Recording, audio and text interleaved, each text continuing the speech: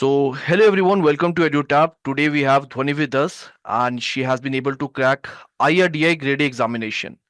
And before appearing for IRDI, she was also a UPSC aspirant. And in this session, she's also going to talk about that how her UPSC journey basically helped her to crack this exam. So, welcome Dhwani, welcome to EduTap. Thank you so much, sir. Thank you for having me here. Yes, so in this session, we are going to ask multiple questions from Dhoni that will eventually help the viewers to understand the examination difficulty level, as well as they can add the insights into their preparation from a experience. Fine. So Dhoni, first of all, I would like to know that what was your first reaction when you saw your name in the merit list? Yes, sir. I was confident enough that I'm going to find my name in there. And the next day, I did not check my result the same day, but the next day, when I saw the notification in the morning, I looked at it, I saw my roll number, and it was a great feeling to see there. Yes, I totally understand that that would be a great feeling at that point of time. Can you also tell me that what was the strong motivation, that strong driving factor due to which you started preparing for IRDAI? It's a very respected organization and working in a regulatory body because I also had a background of preparing for civil services examination. So it was a good knowledge base that I had acquired already. And I saw it as a good outlet for me to use that information in there. So yeah, the notification came along and I started preparing for it. Yes, so you decided to just use this opportunity and to use their knowledge in order to crack this examination. Fine. So after that, let us now discuss regarding the examination that basically what was your strategy regarding the different phases, which is firstly we will talk about phase one, then we will move on to phase two. So Yeah. first of all, please discuss with us that please share with us the strategy that you adopted in order to crack the phase one. How were you able to clear the cutoff? Okay. So as I mentioned before, um, I am someone who does not have any background in finance or subjects like that.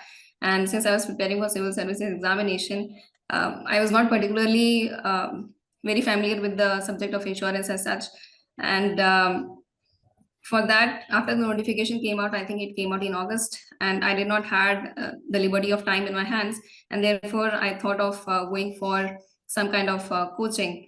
And that is when I purchased a program from Adda 24/7, which is another online platform. I purchased their platform, and you can join any other platform because nowadays the programs have become quite affordable.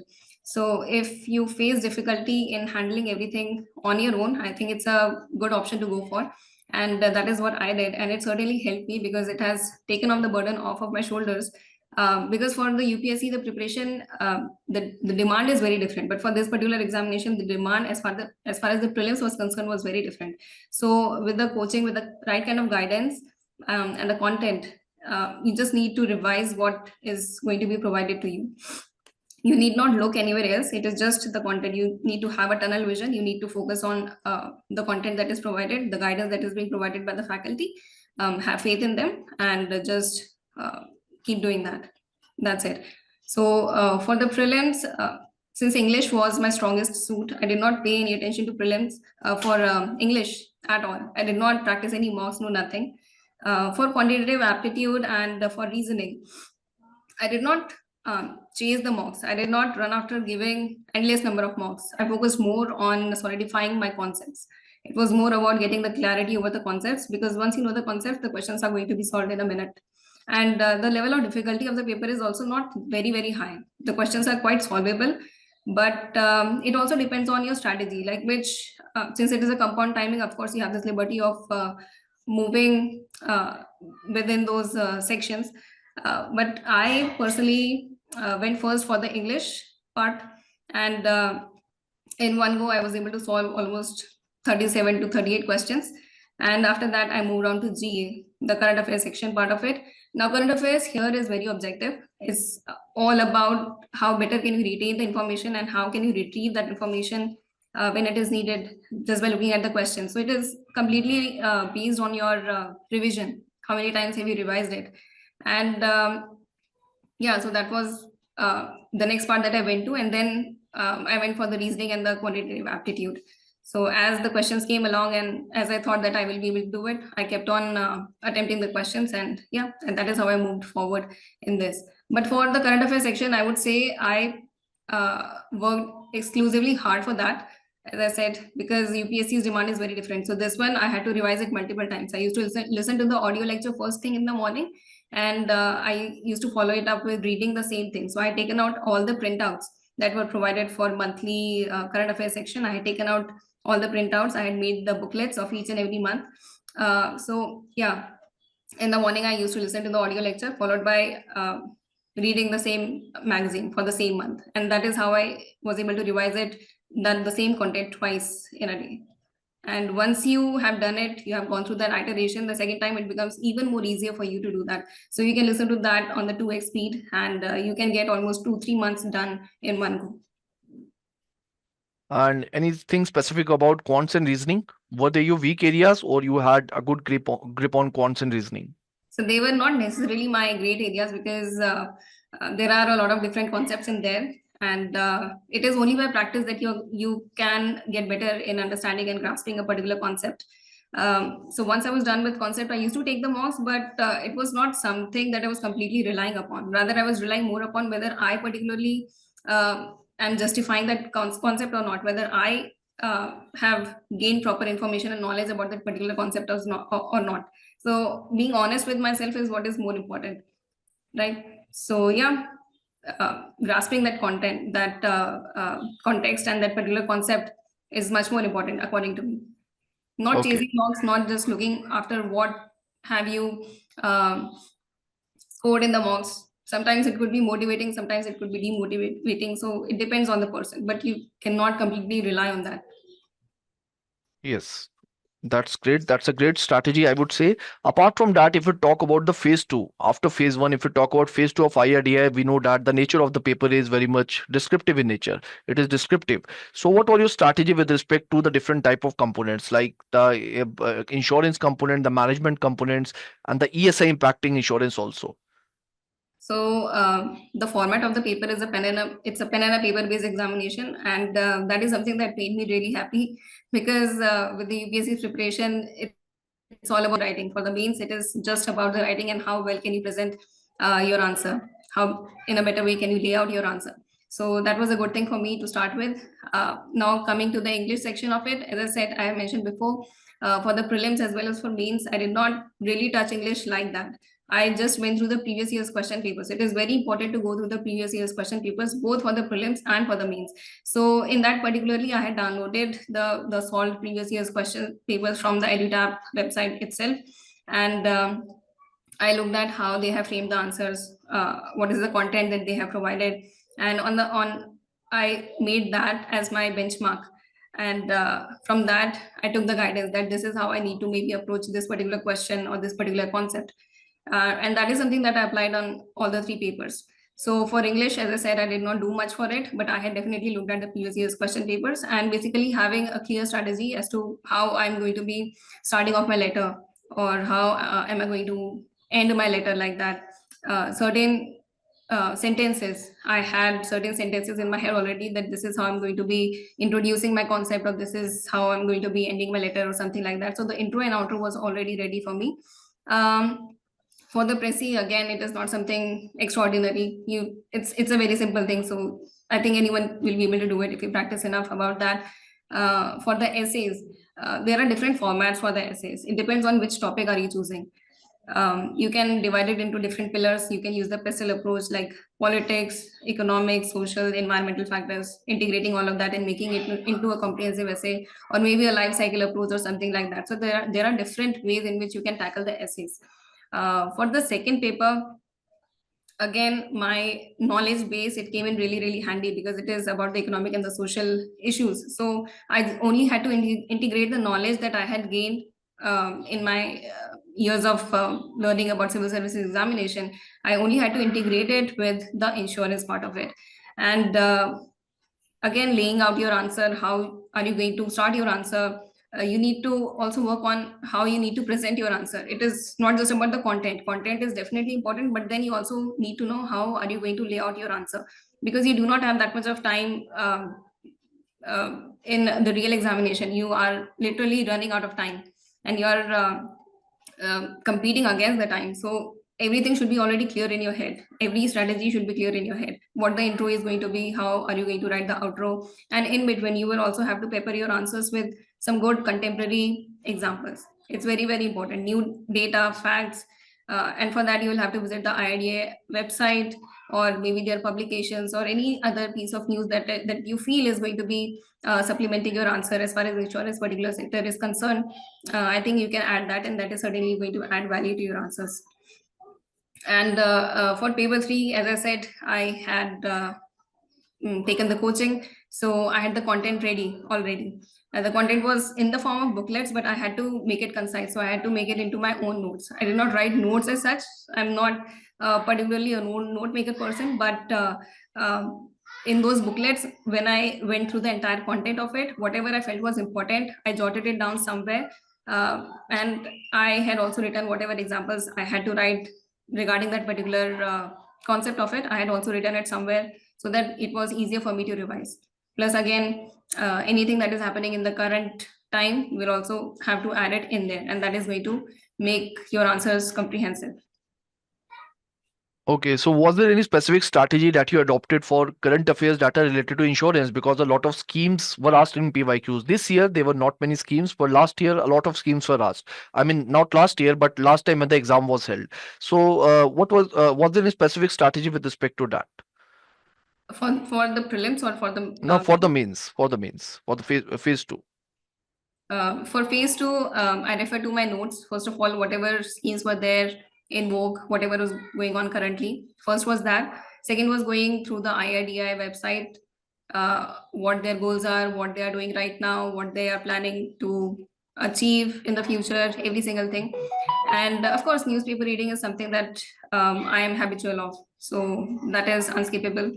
Whatever you can extract from the newspaper, if there is anything that you feel is relevant according to you as far as insurance particular sector is concerned, you can take it down, you can jot it down somewhere. And PRS website, if there were any legislations or anything like that that you felt was important, or a committee recommendation.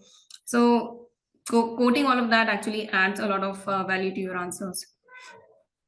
Okay, and what about answer writing practice strategy? What was your approach regarding the answers? For example, drawing flow charts and regarding the presentation of answer. Can you put some light on that?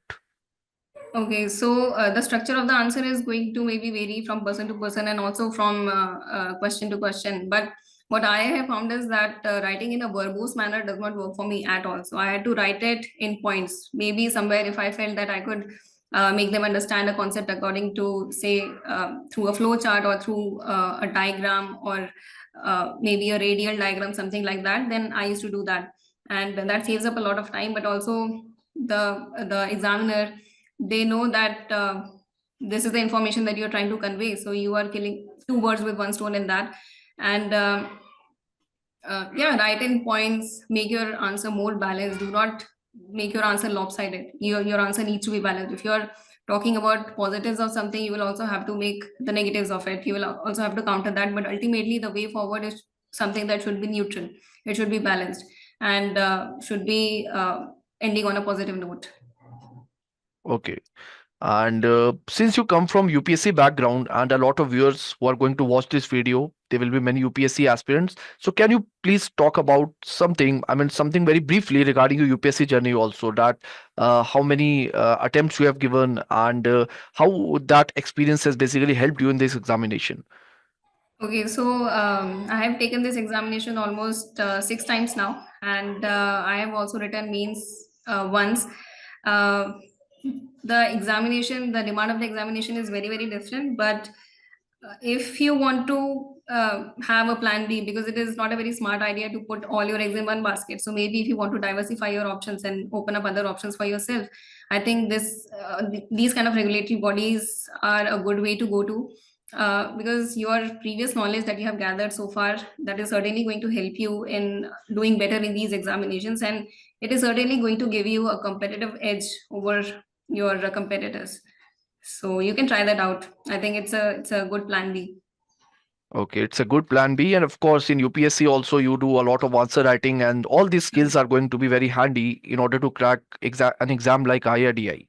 Of course. So, apart from that, just a random question: that do you have any hobbies, and were you able to pursue those hobbies during the preparation journey?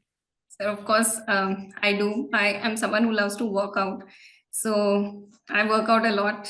And as I said, in the morning, I used to listen to the lectures, the uh, audio lectures that I was previously talking about. So it was only during my workout that I used to listen to those lectures in the morning.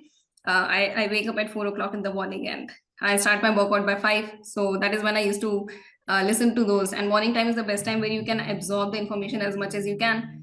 So for me, that time worked. And post that, I again, I used to get back to my notes and I used to study them. So I used to utilize that morning time well. And yeah, overall, I was very positive in my approach. So Okay, okay. So I got you. Now, apart from that, now let us talk about the interview stage also. So we will divide it into two parts. Firstly, that how did you prepare for the interview? Then afterwards, you can talk about that what type of questions you faced in the interview. right. Yes. So firstly, talk about how did you prepare? So to be really honest, I did not prepare at all. I did not Mhm. had any kind of support like that. Um, and I gave only one mock interview, but I wouldn't say that it is very necessary for you to give mock interviews like that. If you're very scared, if you're underconfident, and if you're not feeling secure in your head, maybe you can go for the mock interview. But I think it is more about knowing yourself inside out. It's more about focusing on your DAF. It is more about knowing about yourself, what you are, who you are, where do you come from, every single thing, what have you done in your life, your hobbies, every single thing. So they are going to be particularly interested in you. And if you have confidence, if you can deliver well what you think, I think that is going to work. So my interview was quite balanced. It was 50-50, almost 50%. The questions were asked from the insurance sector, which were very, very basic. It was almost like what kinds of insurance are there? Do you have any insurance? Or your parents, do they have any insurance or something like that? So those were the particularly questions. Or what do you feel is the importance of having insurance agents? So these were the questions regarding the insurance sector. And then they were interested about me. They were interested about my history, what because there was a gap. I was preparing for UPSC. I did not give any other examination, so there was a gap, and they were able to see that through the DAF. So they asked me question about that. They were interested in geography because that is my graduation subject. So they asked me a lot of questions from geography, and yeah, they were like basic questions like that. They did not grill me much as such. It was a good interview, a cordial panel. Okay, so that's about interview. And anything else that you would like to add? And I've not as asked as a part of this whole, I would say, interaction that you want to add from your side. Sir, the advice that I would like to give to the future aspirants would be that you cannot rest until and unless you reach your goal. There is no option to give up. You need to go on. You need to pick up yourself. Even if you fail, you have to pick up yourself and you will have to start walking again. And do not pay heed to what people say to you if they want to criticize you or any negative energy, anything like that. You need to keep yourself in a positive mental state, in a positive mental zone. That is very, very important because that is where the confidence is going to stem from, and that is which is going to bring you in that space where you can focus better upon your studies, and it is going to make you inch closer to your goals. So maintaining that positivity is very important. Even if you do not have any kind of external support or that positive ecosystem, you will have to create it for yourself. You will have to become strong enough mentally, psychologically, emotionally, in every aspect for you to stand up for yourself. So there is no chance of giving up. If you want to achieve something, you must keep on working hard for it. Okay, so stay positive and stay strong. That's the final words from the side of Dhwani. And before we end this session, I would also like to ask you that it did EduTap help you in any manner? If it did not help you, you can tell that also. But if it helped you, so you can share your experience. Okay. So on the day of prelims, I was quite anxious, and I was just going through the YouTube, looking at the current affairs. But I came across, I think, one or two videos from EduTab where they, in one go, they were able to compile all the current affairs that we had to cover from the exams point of view. So I was able to watch that on the 2x speed, and that actually helped me in revising it better in a jiffy in the morning itself. And that was one quick revision that I was able to get. Secondly, for the mains, I downloaded, as I said, I had downloaded the previous year's questions, and those were the solved questions. So when I looked at the answers, that actually helped me because that acted as a guide to me, and I was able to frame my answers accordingly. I learned that this is how I need to write a précis. This is how I need to approach when a question is asked, say, write a note on this and this. So I knew that this is the format that I had to follow, or maybe I need to push my content in this particular direction. So yeah, that was guidance that I got from EduTap, and of course I had taken my mock with this platform. So that also helped me in some way, I would say. Okay, so thank you so much for your insights, and I hope this whole interaction with Dhwani was very much helpful to the viewers, and you can take these insights and you can add it as a part of your preparation. Fine. So thank you so much, Dhwani, for being a part of this conversation and for joining this session and for sharing your experience in such a comprehensive manner. Thank you so much, sir. Thank you.